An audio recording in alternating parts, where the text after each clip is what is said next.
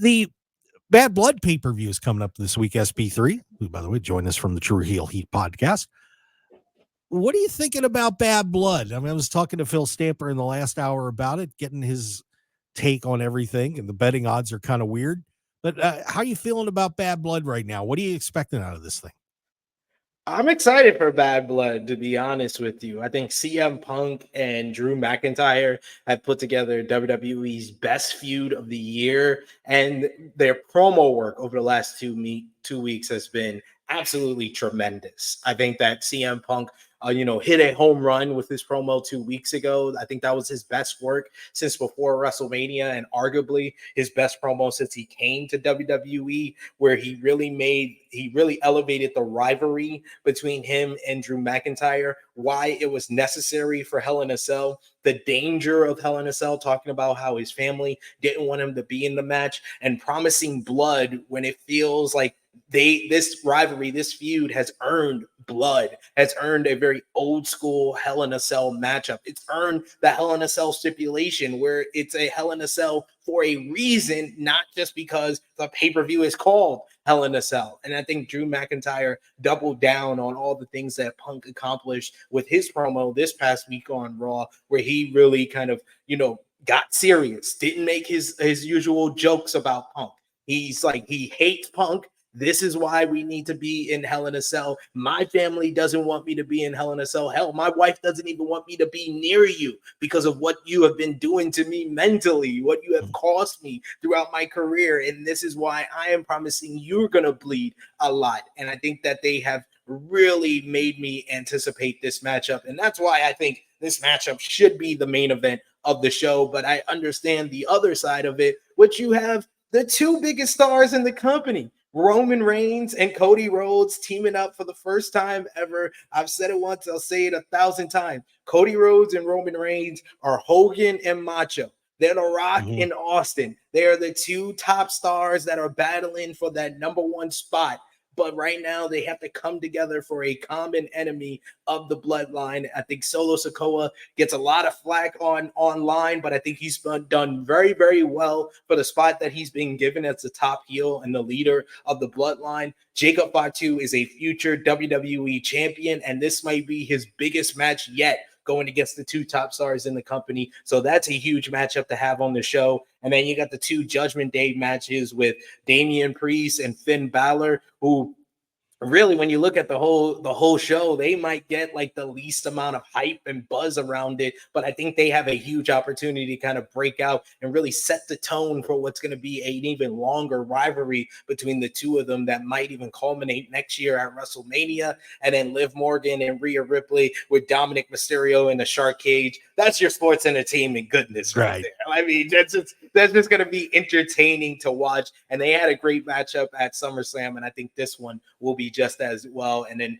Nia Jax and Bayley, I think a lot of people were down on their SummerSlam match. I liked it a little bit more than other people did, but I think they have another opportunity to kind of have a very good matchup on this show. So I think top to bottom, this is one of the better 5-match cards. Like I said again, I don't mind him having another matchup. You've done build Gunther versus Sami Zayn. Love to see that on the show. But hey, for the 5 matches that have already been announced and maybe the card, this is a really damn good one and arguably the best of the year that they've built this up so far.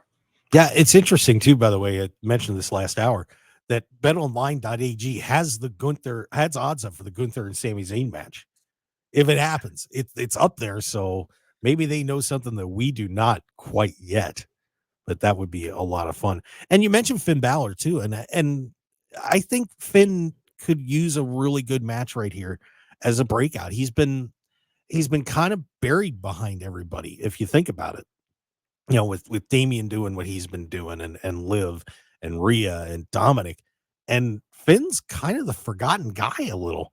So getting him a win in this match, he's not the betting favorite, but it would be good, I think, for Finn to make a statement in this one.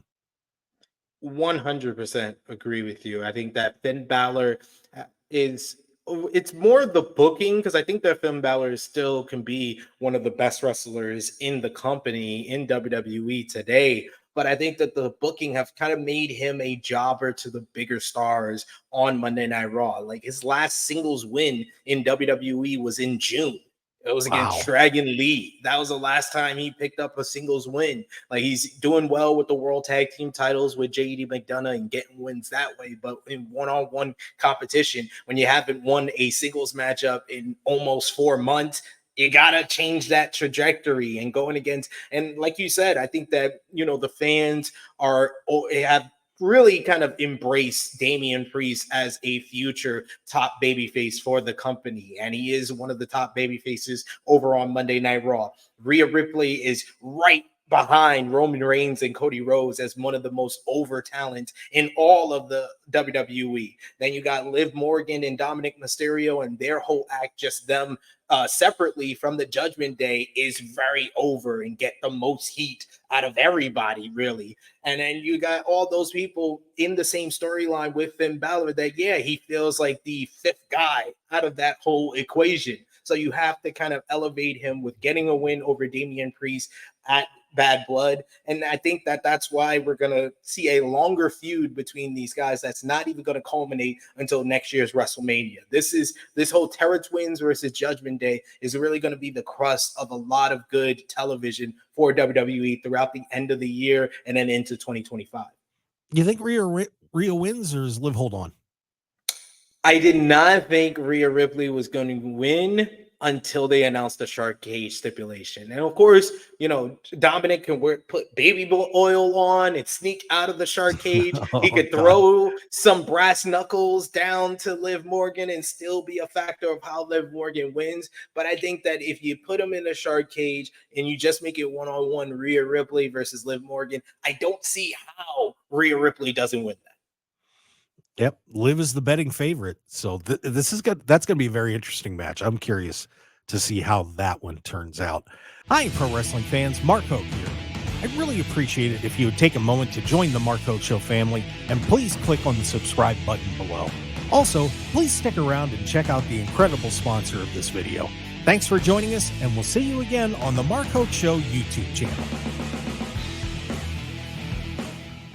Want a matching bonus up to $500 and have fun betting on pro wrestling plus all your favorite sports and entertainment events? Then you need to check out betonline.ag. Bet on all the top wrestling events, plus you can get a free 50% matching bonus up to $1,000 on your initial deposit. Just go to markhokeshow.com, click on the betonline.ag link, and use sign-up code BOL1000 to get in on the action today and receive your 50% matching bonus. So get in on all the betting excitement. Sign up right now on markhokeshow.com with betonline.ag.